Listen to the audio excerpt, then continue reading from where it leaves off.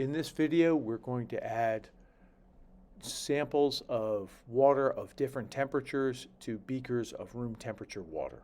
We're going to create a sample of high temperature water, about 80 degrees Celsius, with red food coloring in it. We will then create a second sample of low temperature water, about 0 degrees Celsius, with blue food coloring in it. Now, the important difference between high temperature water and low temperature water for the purposes of this demo is that the red high temperature water would be less dense than the blue low temperature water. The molecules are more spread out and they are lower in density. We can get a pipette full of the red water and add it dropwise to the room temperature water. When we do that, we see that the red water goes slightly down into the beaker, but then pretty much sits at the top, spreading out at the top of the room temperature water.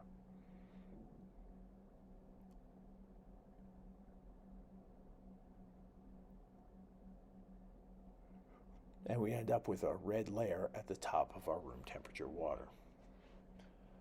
When we try that with the more dense, cold, blue water, we see a different result. When we drip the blue water on, it sinks much farther into the room temperature water, eventually hitting the bottom. And when it hits the bottom, the blue water spreads out, forming a layer of blue, cold, high-density water at the bottom of the beaker. And you can see a separation there where the red water is at the top and the blue water is at the bottom of their respective beakers. We can try it slightly differently by taking a pipette full of water and simply adding it directly to the bottom of each beaker. If we do that, you can see with the low temperature water, it simply sits at the bottom and spreads out, forming a layer of dark blue liquid.